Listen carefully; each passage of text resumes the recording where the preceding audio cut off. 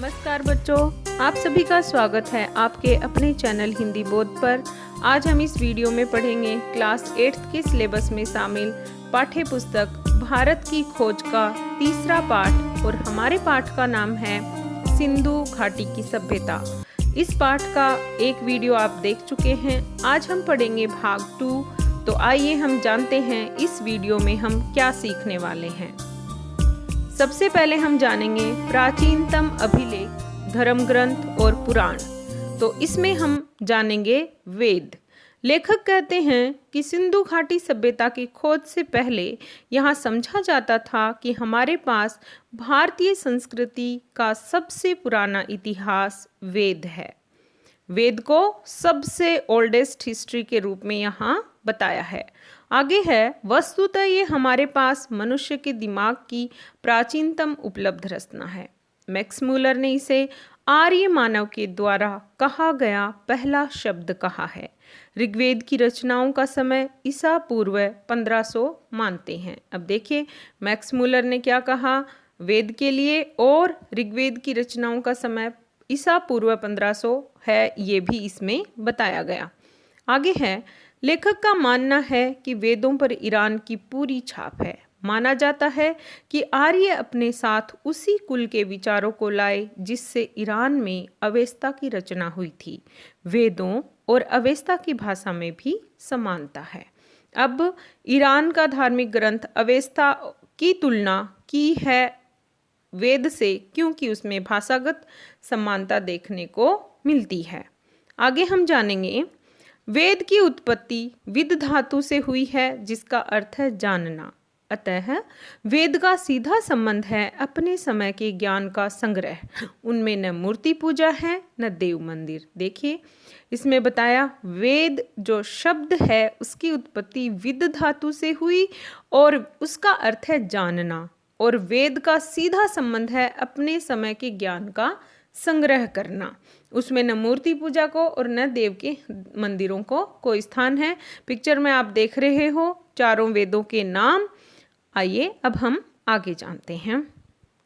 वैदिक युग के आर्यों में जीवन के प्रति इतनी उमंग थी कि उन्होंने आत्मा पर बहुत कम ध्यान दिया।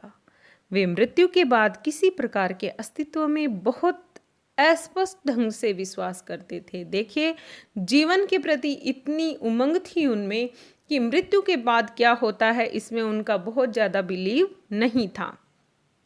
आगे है, पहला वेद यानी ऋग्वेद। यह मानव जाति की पहली पुस्तक है। इसमें हमें मानव मन के सबसे आरंभिक उद्गार मिलते हैं, काव्य प्रवाह मिलता है और प्रकृति के सौंदर्य और रहस्य के प्रति हर्षोन्माद मिलता है। आगे हम जानेंगे ऋग्वेद, और ऋग्वेद की आप देख रहे हो पहली रचना बताया है ऋग्वेद को। आगे है, सभ्यता के उषा काल में ही प्रबल और सहज कल्पना से संपन्न लोग जीवन में छिपे हुए अनंत रहस्यों को जानने के लिए सजग हुए। आगे लेखक कहते हैं, हमें भारत में भी और स्थानों की तरह विचार और कर्म की दो समानांतर विकसित होती धाराएं दिखाई पड़ती हैं। एक जो जीवन को स्वीकार करती है और दूसरी जो जिंदगी से बचकर निकल जाना चाहती है। अलग अलग युगों में कभी बल एक पर होता और कभी दूसरी पर, परंतु इतना निश्चित है कि वैदिक संस्कृति की मूल पृष्ठभूमि परलोकवादी या विश्व को निरर्थक मानने वाली नहीं थी। देखिए इसमें कितना कहा गया है कि जो वैदिक संस्कृति है उसमें विश्व को निरर्थक मानने वाली विचारधारा कभी भी नहीं थी। आगे हमारा जो दूसरा इसी में पाठ है वो है भारतीय संस्कृति की निरंतरता। इसमें हम जानेंगे, लोग कहते हैं कि हमें आरंभ में ही एक ऐसी सभ्यता और संस्कृति की शुरुआत दिखाई पड़ती जो तमाम परिवर्तनों के बावजूद आज भी बनी हुई है। इस समय मूल आदर्श आकार ग्रहण करने लगते हैं और साहित्य, दर्शन, कला और नाटक तथा जीवन के और तमाम क्रियाकलाप इन आदर्शों और विश्व दृष्टि के अनुकूल चलने लगते हैं। आगे लेखक बताते हैं, इसी समय उस विशिष्टतावाद और छुआछूत की प्रवृत्ति का आरंभ दिखाई पड़ता है जो बाद में बढ़ते बढ़ते असहनीय हो जाती है। यही प्रवृत्ति आधुनिक युग की जाति व्यवस्था है। देखिए, यहाँ पर आपको लेखक ने बताया है कि जो कास्ट सिस्टम है वो कब आया और वो जो शुरू में जो प्रवृत्ति थी वो बाद में कास्ट में कैसे बदल गई, ये यहाँ पर लेखक बता रहे हैं। यहाँ व्यवस्था एक खासा युग की परिस्थिति के लिए बनाई गई। इसका उद्देश्य था उस समय के समाज व्यवस्था को मजबूत बनाना और उसे शक्ति और संतुलन प्रदान करना, किंतु बाद में ये उसी समाज व्यवस्था और मानव मन के लिए कारागृह बन गई।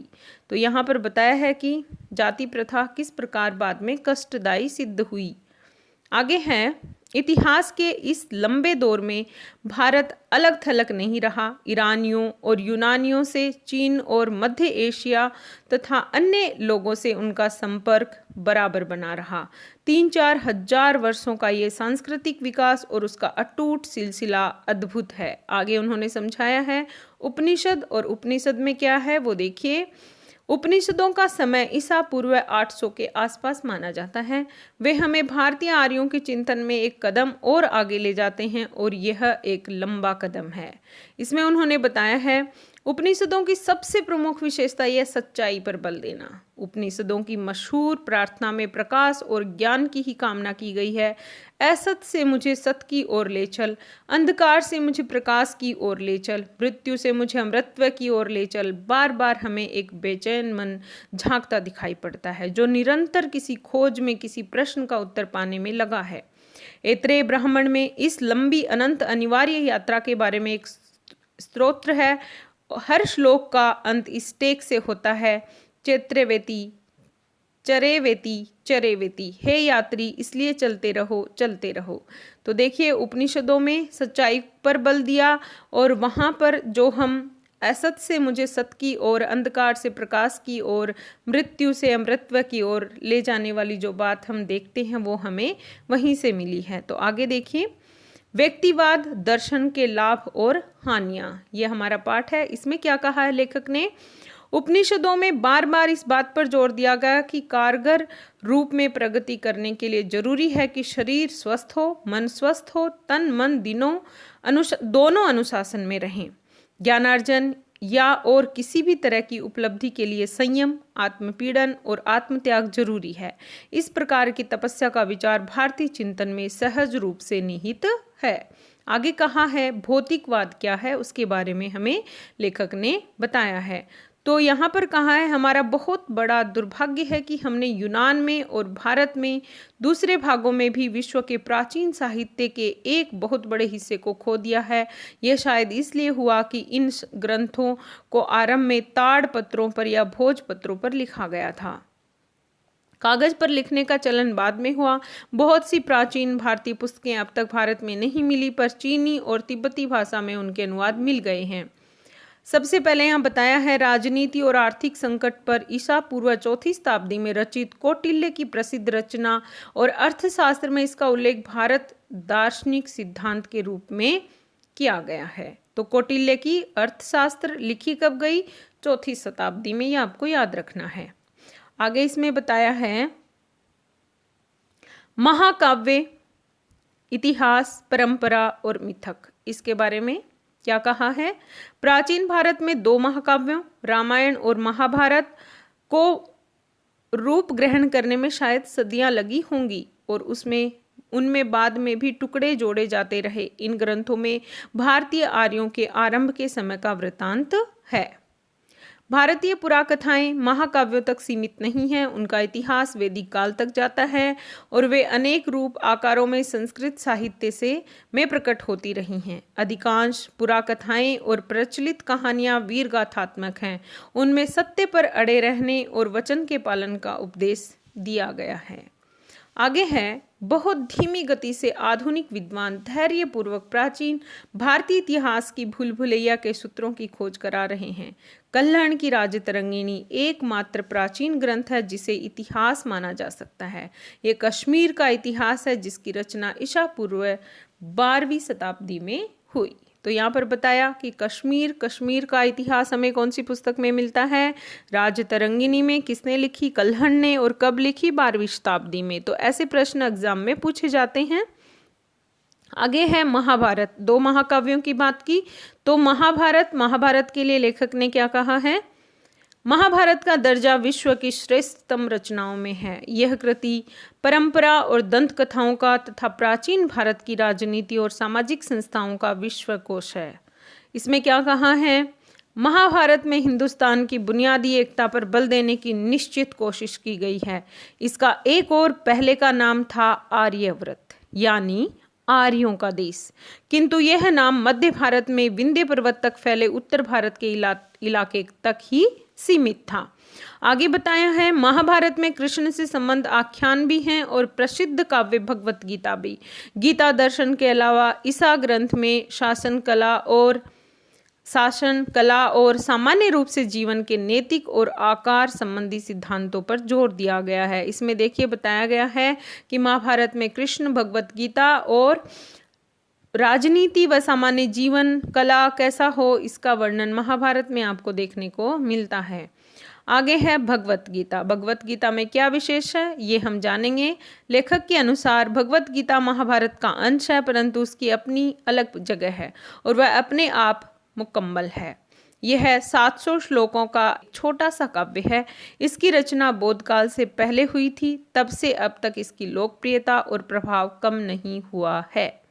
आगे बताया लेखक ने, ईशा काव्य का आरंभ महाभारत का युद्ध आरंभ होने से पहले युद्ध क्षेत्र में अर्जुन और कृष्ण के बीच संवाद से होता है।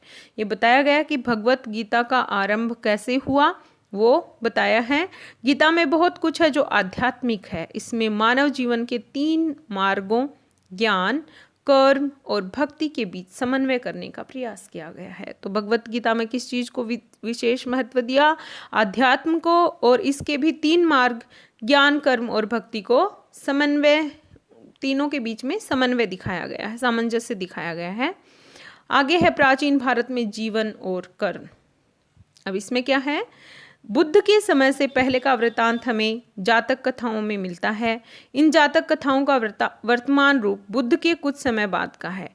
जातक कथाओं में उस समय का वर्णन है जब भारत की 2 प्रधान जातियों द्रविड़ों और आर्यों का अंतिम रूप से मेल हो रहा था।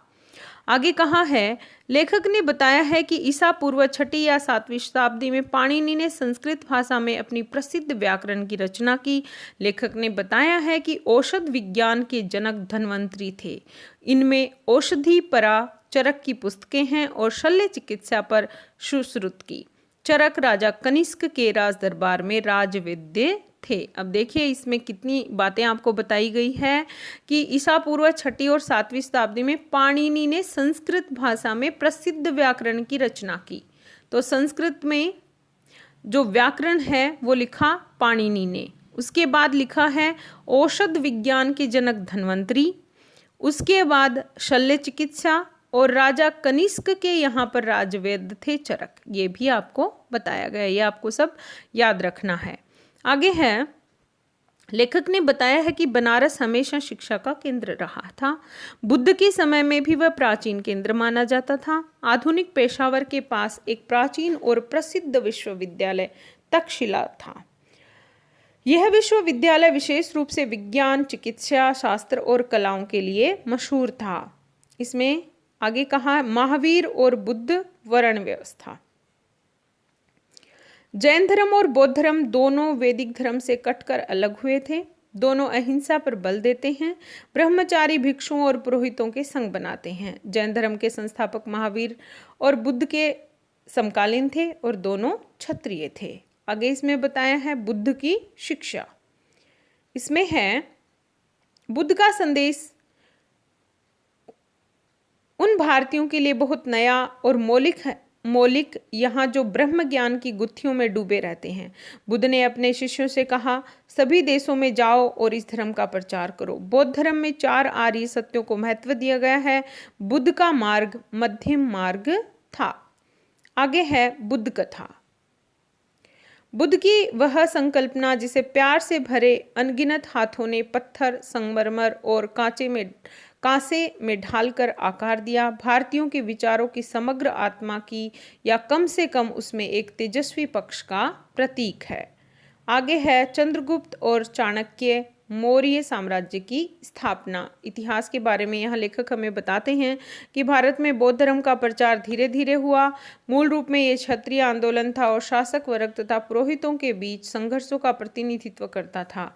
मगध में नंद साम्राज्य था जिसकी राजधानी पाटलिपुत्र थी। मगध में नंद साम्राज्य कहाँ था ये पूछ लेते हैं। आगे है अशोक, सम्राट अशोक के बारे में आप इतिहास में पढ़ते हैं, उसी के बारे में लेखक ने यहाँ बताया है कि 273 ईस्वी में अशोक इस महान साम्राज्य का उत्तराधिकारी हुआ। इस अद्भुत शासन ने, जिसे आज भी भारत और एशिया के बहुत से दूसरे भागों में प्यार से याद किया जाता है, अशोक बहुत बड़ा निर्माता भी था। तो उसके लिए मैंने यहाँ पर आपको पिक्चर लगाई हैं कि कौन कौन सी जो उनके निर्मित स्तंभ हैं वो आज भी हमारे साथ हैं, जुड़े हुए हैं।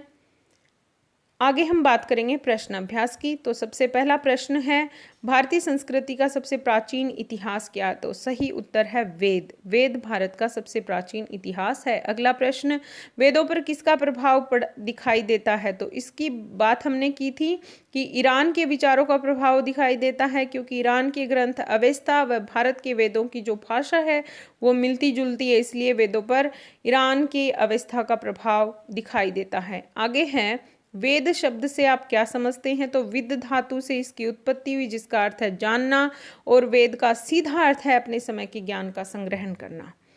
भारत में प्रथम वेद का नाम बताइए। तो ऋग्वेद।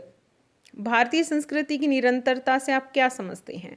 तो इसका उत्तर है, भारतीय संस्कृति की निरंतरता से तात्पर्य है कि भारत में कितनी ही परिस्थितियां बदलती रही, लेकिन भारत निरंतर विकास के पथ पर अग्रसर रहा। अगला प्रश्न, उपनिषदों का समय क्या माना जाता है? उपनिषदों का समय ईसा पूर्व 800 के आसपास माना गया है। भौतिकवाद से आप क्या समझते हैं?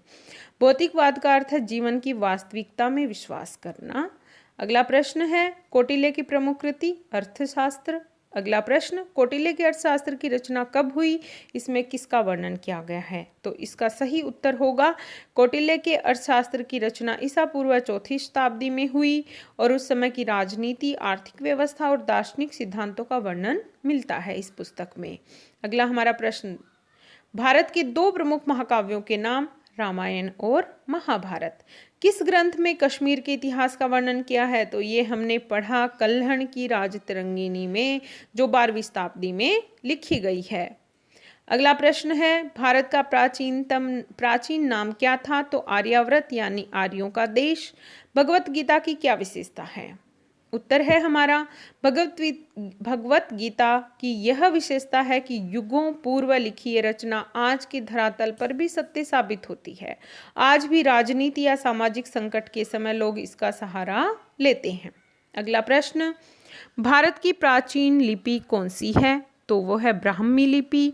देवनागरी लिपि की जननी कौन सी लिपि को माना गया है? तो ब्राह्मी लिपि को माना गया है। अगला प्रश्न है, पाणिनि ने किस भाषा में किसकी रचना की? तो संस्कृत भाषा में व्याकरण की रचना की। आज भी ये भारत की धरोहर माना जाता है। औषध विज्ञान के जनक धन्वंतरी माने जाते हैं। अगला हमारा प्रश्न है, जैन और बौद्ध धर्म किस धर्म के अंग हैं? तो ये हमने पढ़ा वैदिक धर्म के ही अंग हैं। अगला प्रश्न, जैन धर्म और बौद्ध धर्म के प्रवर्तक कौन थे? तो जैन धर्म के प्रवर्तक महावीर व बौद्ध के प्रवर्तक महात्मा बुद्ध थे। अगला प्रश्न है, दोनों में क्या समानताएं थी? इन दोनों धर्मों में, दोनों धर्म यथार्थवादिता में विश्वास करते हैं और अहिंसा पर बल देते हैं। अगला प्रश्न है, चंद्रगुप्त मौर्य और चाणक्य कहाँ के रहने वाले थे? तो ये मूल रूप से मगध के रहने वाले थे। अगला प्रश्न, चाणक्य का दूसरा नाम कौटिल्य। कौटिल्य ने अपनी किस रचना से प्रसिद्धि पाई? तो अर्थशास्त्र से प्रसिद्धि पाई। अगला प्रश्न है, अशोक ने शासन सत्ता कब संभाली? तो सही उत्तर है 273 ईस्वी पूर्व में संभाली। तो बच्चों, आज का हमारा वीडियो जिसमें आपको संक्षिप्त रूप से मैंने समझाया और इसके साथ ही जो प्रश्न बन सकते थे इन पाठों से, वो प्रश्न और उनके उत्तर मैंने आपको बताए। अगर आपको ये वीडियो पसंद आया है तो लाइक करें, चैनल पर नए हैं तो सब्सक्राइब करें। Thank you.